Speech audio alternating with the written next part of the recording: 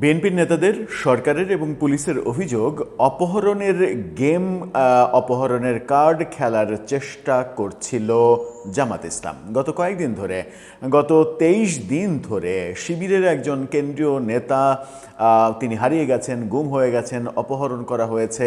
এই ব্যাপারগুলো নিয়ে সোচ্চার ছিল জামাত এবং শিবির। সরকারকে দায় দিচ্ছিল মানুষের জীবনের নিরাপত্তা নেই, এটা তাকে খুঁজে না পেলে কঠোর আন্দোলন করা হবে, কঠিন ব্যবস্থা নেওয়া হবে, এরকম নানা কথা আমরা শুনছিলাম। কিন্তু আজকে রীতিমতো আমরা উল্টা চিত্র দেখলাম।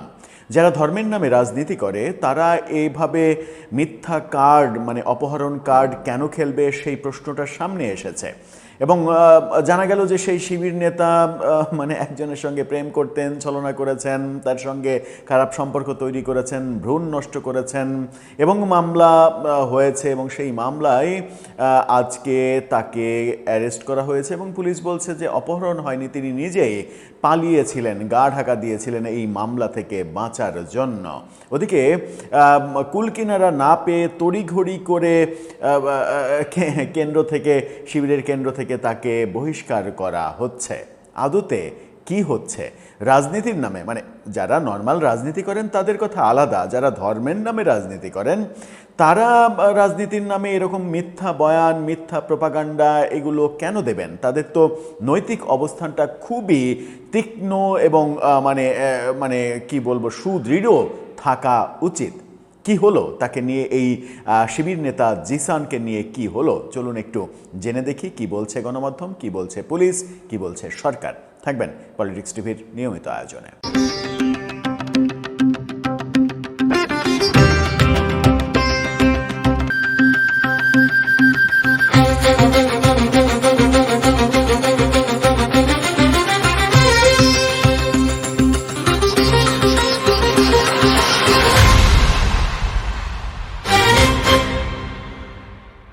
দর্শক, বলছিলাম শিবির নেতার কথা।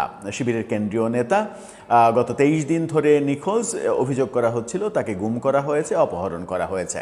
কিন্তু শেষে আজকে জানা গেল যে সে নিজেই পালিয়েছিল, কারণ ভয়াবহ একটা অপরাধ করেছে সে।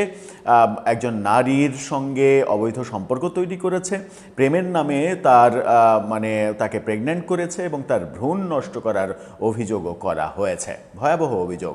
এটা এতটাই অনৈতিক অভিযোগ যে এই গ্রেপ্তার যখন হলো তখন এই ভদ্রলোকের কপালে বড় ধরনের দুঃখ হয়ে আছে। প্রথম আলোর শিরোনামটা দেখে নিন। প্রথম আলো বলছে, বিয়ে এড়াতে আত্মগোপনে যান শিবির নেতা জিসান, ধর্ষণ ও ভ্রূণ নষ্টের মামলায় গ্রেপ্তার। পুলিশ বলছে এটা।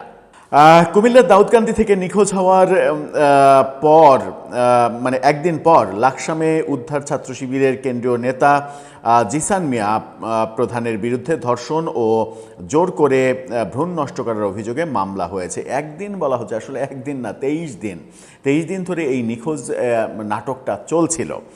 পুলিশের দাবি জিসানকে কেউ অপহরণ করেনি, তিনি নিজেই আত্মগোপনে ছিলেন। শুক্রবার রাতে কুমিল্লা জেলা পুলিশের এক সংবাদ বিজ্ঞপ্তিতে এই তথ্য জানানো হয়। জেলা পুলিশ সুপার আনিসুজ্জামান আজ জানান, প্রথম আলোকে বলেন, ভুক্তভোগীর করা মামলায় জিসান মিয়া প্রধান আসামি, তাকে গ্রেপ্তার দেখানো হয়েছে। তিনি কুমিল্লা মেডিকেল কলেজ হাসপাতালে পুলিশি হেফাজতে চিকিৎসাধীন। এর আগে কুমিল্লার লাকসাম রেলওয়ে জংশন এলাকায় অচেতন অবস্থায় জিসানকে উদ্ধার করা হয় গত রাতে, পরিবারের পক্ষ থেকে দাবি করা হয়। পরে তাকে চিকিৎসার জন্য কুমিল্লা মেডিকেল কলেজ হাসপাতালে নেওয়া হয়।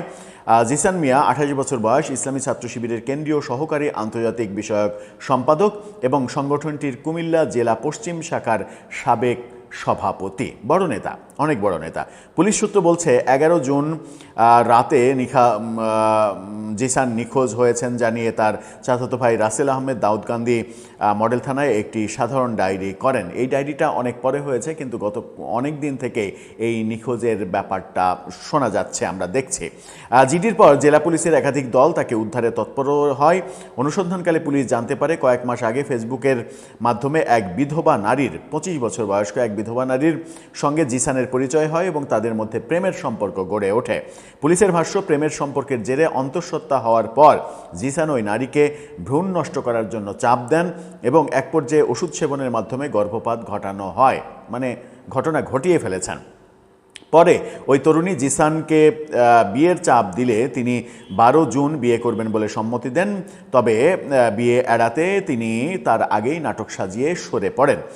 পুলিশের সংবাদ বিজ্ঞপ্তিতে বলা হয়, আত্মগোপনে যাওয়ার পর জিসান তার চাচাতো ভাইয়ের মাধ্যমে থানায় নিখোঁজের জিডি করান। নিখোঁজের অনুসন্ধান চলাকালে গত রাতে লাকসাম এলাকা থেকে তাকে উদ্ধার করা হয়। এদিকে জিসান উদ্ধারের খবর পাওয়ার পর গতকাল রাতে ওই নারী বাদী হয়ে দাউদকান্দি মডেল থানায় জিসানের বিরুদ্ধে মামলা করেন।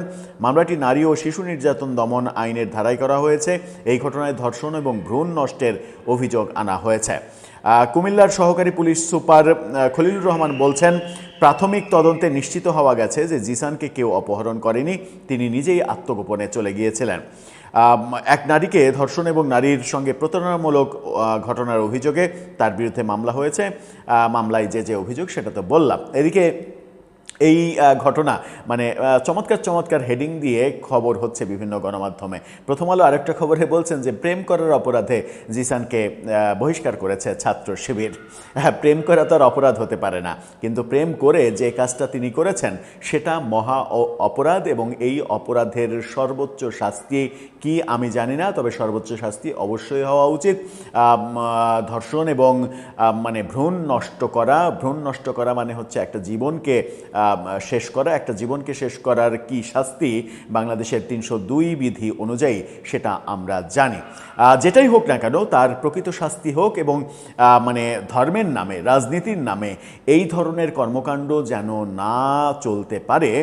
মানে শুধু ধর্ম কিংবা রাজনীতি না, সাধারণ অর্থেও এই ধরনের কর্মকাণ্ড, এই ধরনের প্রতারণামূলক কর্মকাণ্ড যেন কেউ কোনো নারীর সঙ্গে করতে না পারে, সেই ব্যাপারে একটা নিশ্চিত করেই উদাহরণ তৈরি হবে এই ঘটনার মাধ্যমে। আমরা সেই প্রত্যাশা করি। আমরা এটাও প্রত্যাশা করি যে রাজনীতির নামে, নোংরা রাজনীতির নামে এই যে অপহরণ, গুম, নাটক সাজানো, এই কার্যক্রম থেকেও রাজনৈতিক দলগুলো বিরত থাকবে। দর্শক, আপনার মতামত এই ব্যাপারে জানিয়ে লিখতে পারেন আমাদের কমেন্ট বক্সে।